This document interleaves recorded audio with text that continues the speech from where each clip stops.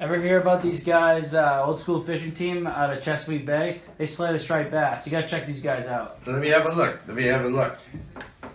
Wow, that's a cow. Now that looks cool. Looking for bait. Yeah. Hey guys, thanks for clicking on this. You probably heard me just say we're looking for bait, right? Well, this is how we start a trip. We really don't know what we're going to do until we're on the water. We really can't predict what's going to happen, so we're prepared for everything. So you heard right there, I said, all right, we're looking for bait, just reminding everybody we're cruising out, we're not wide open throttle, probably doing 25 miles an hour or so, and everyone's scanning the water looking for bait. Right there, Tommy sees some bait, some bunker flipping on top, small school, so we're going to stop, circle back around. I'm looking at the fish finder. I want to see how deep it is. I want to see if there's any fish around it. Here it was about 40 foot of water in the channel. I wasn't really marking any fish. Wasn't what we were looking for, so we move on, but we make note of that. So you can see we're looking around for more. We decide there's nothing there that we want, so we're off looking for the right bait. What's the right bait? The right bait is bait that is hanging in shallow water very close to deep water. If we can find that, we're money. Okay, that's what we want. Of course, we don't always get what we want, and my next point talks to that. Be prepared for everything. Be prepared to chunk, to drift live bait, to troll, to cast plugs, to jig. Be prepared for everything. It doesn't mean you have to carry 50 rods or anything, but make sure you have enough where you can be prepared to do anything you have to do to catch these fish. Sometimes we can't find bait at all. If we can't find bait at all, we'll usually end up trolling to cover water to scout more and look more. Sometimes we find bait and it's over deep water and it's not where we need it to be. So we need to do what they're going to give us, right? So we're going to fish close to the river channel where that deep water is holding that bait. So if we have that bait, say it's hanging in the river channel over 40 foot, we'll chunk right on the edge, somewhere in the transition between 40 and up on that shallow 10-foot area. So maybe we may anchor in 20 feet of water. If we could find structure there, that's even better. But at least on that transition, we can sit there near that bait and feel confident, chunks on the bottom. So as this video moves forward, you're going to see how I describe exactly what we look for, how we set up on it, how we drift, and how we target these fish. I hope you guys really enjoy this. I hope it helps you guys catch a few more fish. Thanks for subscribing if you haven't already, and please like this video. It really does help me. Thanks, guys. I love you. Mean it. We are setting up in anticipation of what these fish are gonna do. Okay, so you can see we're very shallow. We've been fishing between 10 and 20 feet, mostly hanging in this 15-foot area. You can see a big flat area between these two river channels here. Okay, the idea is when you come out in the middle of the day, these fish are sitting deep. They're in the river channels.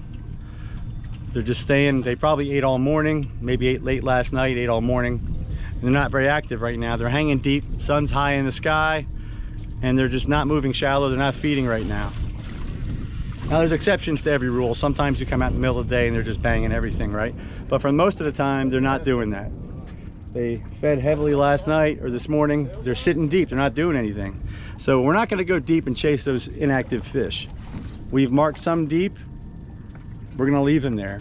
So we got out here, we got our bait. Like I said, it's late afternoon. We're gonna fish these big flat shallow areas and wait for these fish to come up out of the deep, move up to these shallow flats to feed.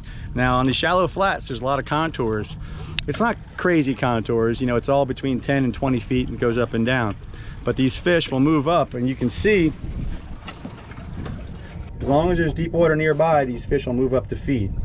And that's the plan. You can see we're starting to mark fish already. But don't be surprised if you come out here and you're not marking anything in these shallow areas and you want to dig one drift and then go look somewhere else. Be patient, wait for these fish to move up in the evening. They will come up and they will feed. As long as you're near deep water, you're money. Be patient, wait for it. You'll have the best fishing of your life. And you're now watching Team Old School Striper Fishing. There we go. They're right under us. Okay. Let it go. Don't let it go yet, because it'll come right back here, Tommy. All right. Oh yeah, they're under us already. Bunker too. Bunker and bait. Bunker and fish. All right, Tommy, let it go. All right. See, those are bunkers. See the difference? Yeah, you shot them? Those are bunker, that's stripers. Wait. See, that's a haze. All right, here, look. All stripers under the boat. You see these nice long marks and the long shadows. That tells us those are bigger fish. Tommy and Justin just whacked a nice one. Jeremy. Yeah, we'll call him Justin. Tommy and Jeremy just whacked a nice one. Going through some bait. We're not marking them like we were, but we're still marking here and there.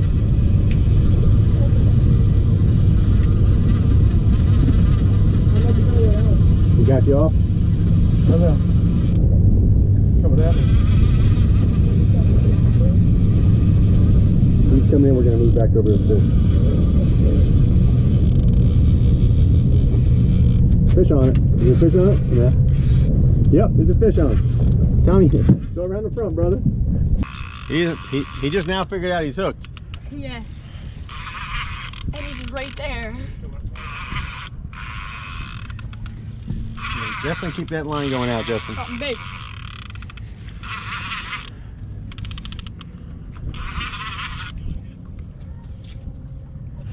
Those people are still talking on the radio. Hey, Chief, I see you brought your rubbers.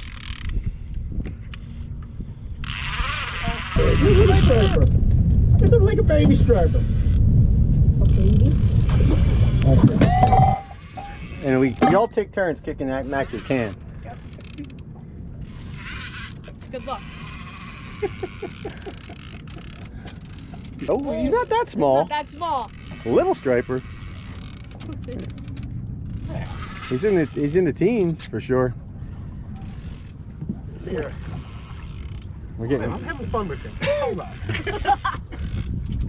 we're getting cocky now. 15 pounders a little. It's a good sized fish, dude. I thought it was little. Here, I'll do for me, son. Yeah. It's in teens. Ah, that's beautiful. Let the fish swim. It's a second fish, Tommy, that took the bait, swam back to the boat, right to you. Another overcast day out here on the bay. Live line bunker on some nice post spawn striped bass. Good job, Tommy. Nice. All right, guys, I'm gonna show you the 3 ways we hook these baits. We're drifting with all the baits off one side of the boat. If we hook them all the same, they're gonna cross and we're gonna have messes all day. So there's a couple ways to add more baits on one side without having them tangle. So the first way is we'll go in the mouth and out the top. This is a 9/0 circle hook. Okay, this is an owner Mewdo circle. Okay, we're gonna go up in the mouth, out the nose. Okay, some guys have some split shots on it, some have no weight at all, and these obviously will be pulling these along just like this. Another way to do it is you can hook them in the back, just behind the back of the dorsal fin, and this fish will pull away and he'll swim to the surface the whole time, because as he pulls away, this tightens up, he comes up, so he'll be near the surface the whole time. If you're in shallow water, it's a great way to do it. Brings a lot of attention in, makes a lot of noise on the surface. A little deeper, we want to hook him in the tail. I'll go ahead and in the anal fin down here. Okay. Now, as this fish pulls away, he does this, and he'll want to go to the bottom. Now, you got to mix it up. You can't have two guys right next to each other with the same amount of weight, with the baits hooked the same way. They're going to crisscross.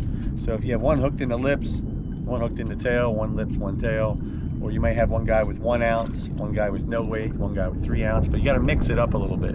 That's a great way to mix it up. Some in the tail, some in the dorsal, some in the anal, some in the nose. Fish is coming right at me. It's right underneath it. He's swimming back around. He's in a fish's mouth. Yeah, he's hooked. It's not a blue, because it would have snapped by now. That bass chased it all the way across. We heard it popping. Jeremy, come here, reel us in. Put the rod in the rod holder, yeah.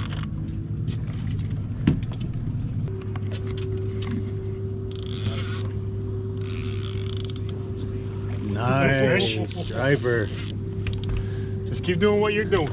Let him go. Can you pull him Go toward? to that side, Tom. That on that side. Turn to the fish. Turn to the fish. There you go. There you go. Keep reeling it in. Keep it tight. Keep it tight. All right. Alright, it's coming to your right back there. Go up there. There we go. Oh yeah, boy! Jeremy's first striper. It's a live bunker striper. Good job, man. Yep. Come on, it's gonna be heavy. Grab it like that. Right, let's lower it into the water. Pinch hard. Lower it into the water. At this point in the video, we ran out of live bait, so we're going to switch over to chunking. We're going to do it in the same exact area. Chunking these spots can be just as deadly as drifting live bait, so if you're unable to throw a cast net, it's no problem. You're just going to have to chum these areas a little bit because they're big flat areas and there's no structure to hold the fish. So get a good blanket of chum, just cut up very small pieces of bunker and spread them all out. This way when the schools cruise around, they pick up your bait and kind of stay in the area. So you want a good carpet of chum out there. Thanks for watching, guys. I'm about to show you how we chunk. I let go. Yeah. You let go. On accident. I let go. Good job. Tommy, you're set up with bait already. Thanks, bro. Found it. Woo! I just want to show you the rig here for chunking. Here we have a 9/0. This is a Daiichi Super Chunk Light, straight shank circle hook, inline. You can see there's no offset in this. This is in case the fish swallows it, and it happens a lot when you're chunking. If it swallows it, the fish can tighten up. This will slide right out of the stomach and grab the corner of the mouth. Have about a 3 to 4 foot leader, very small barrel swivel, a couple beads just to protect the knot, add a little noise when you're using live bait. And this is just a 2-ounce sliding egg sinker. You know, a lot of times if you have to use, like we're in a current right now, so we have to use weight. If there was no current, I wouldn't use any weight at all. And Erica's going to show you how we're hooking the chunks. All I do is I take the chunk, take the dorsal fin side, right underneath the dorsal fin, and out the top. And the big thing is make sure you take the scales off at a point. If the scales are there, you're not going to hook the fish. That's it, nice and easy. All right, so we got a bunch of live bait. We drifted this big flat area with our live bait until we ran out. So some bluefish were around. We caught a bunch of nice bass. Some bluefish tore up what we had. So when our live bait's gone, we find a nice contour to set up anchor on, and we set the chunks out. We've already caught some nice fish doing this. And I'll start with small chunks. Eric will show you how we do it. So I'll take and I'll cut the head off right behind the gill. There, nice, good. I'll cut the tail off as close as I can from the fins because that'll keep us from spinning around. And then we're going to do small chunks with this small piece of bunker. Okay, so you see we got 4 pieces out of that. Normally, if you've seen videos that we do, we usually have big baits, right? Well, there's a lot of small fish mixed in here, and we do have the kids with us, so we want to catch every fish that's around. So these small pieces, obviously, you know, they're going to be better for some of these medium, small size fish. So if you're swinging for the fences, take a whole one. So if Eric will take a whole one, you'll see he'll just cut the head and the tip of the tail off. And we'll put a whole one out there. If you got plenty of bait and you're swinging for the fences, that's the piece you want right there.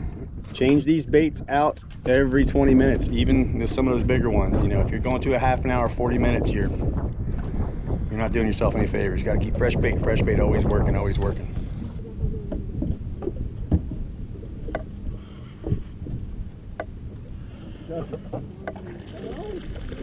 Line tight.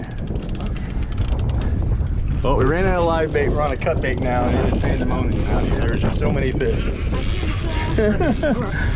You're doing good, buddy. Woo! You're hip thrash. Bring him in. Bring him to daddy. I'm trying. Walk back to your dad, but keep cranking. That's it. Walk back to your dad. There you go. That is funny, man. Keep cranking. The rod's straight. Keep cranking. Don't stop. Don't stop. Don't stop. Don't stop. Pull up.